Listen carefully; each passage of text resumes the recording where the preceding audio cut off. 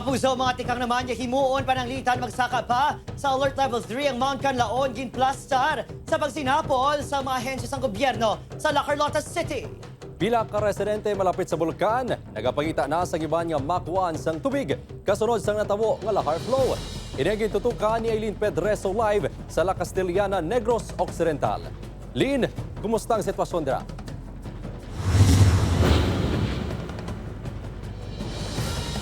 Adrian, Kim, nagahingyo na sang dugang nga bulig sa national government ang pila ka LGU sa Negros Occidental nga labi nga naapektuhan sang paglupok sang Mount Kanlaon. Talalupang doon ang malabang nga pila sa mga container sa barangay Kabagnaan sa Banwas sang La Castellana. Gamit ang hose, nagakuha ang mga residente sang tubig halin sa Kaduhada Spring. Nakulbaan ako no ang mga residente nga magkuha sang tubig gikan sa Mount Kanlaon kasunod sang paglupok kag nagluntad nga Lahar flow. Ito una namon nga oso sa babaw ng bulkan nga ginakuha namon source namong tubig di ginaya. Itungod kinagirap ang bulkan gin-stop ni sir. Sa barangay Biak na Bato nga pinakaapektado sang Lahar, problema man ang tubig. Gani nagapangita na sang pamaagi ang barangay nga makakita sang iban nga source ng tubig. Hindi lang anay mag-inom sang ginakuhaan namon nga masami nga ginaimnan sang pumuluyo tungod nga why kami kayabalo kung safe ina nga tubig sa subong. Samtang nagapabilin sa Alert Level 2 ang Bulkan Kanlaon.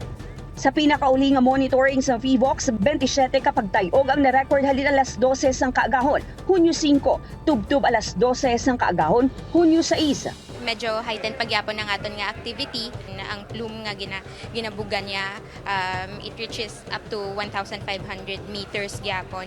Balantayin man suno sa PHIVOLCS ang posible liwat nga pagduntad sa Lahar flow, ilabi na kung magpadayon ng pag-ulan-ulan.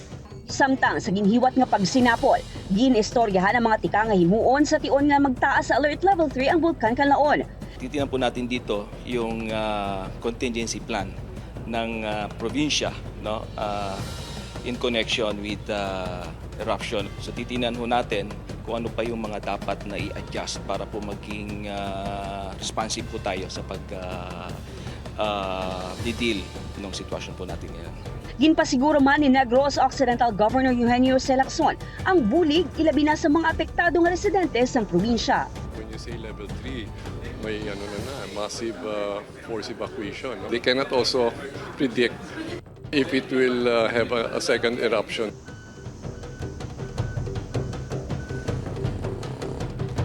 Kim, mga kapuso, base sa monitoring sang PHIVOLCS, naglabot na sa banwas sang binalbagan ang Lahar flow. Gani liwat nga pahanumdom sang PHIVOLCS sa mga residente nga nagapuyo malapit sa suba nga mangin alerto sa tion sang emerhensya.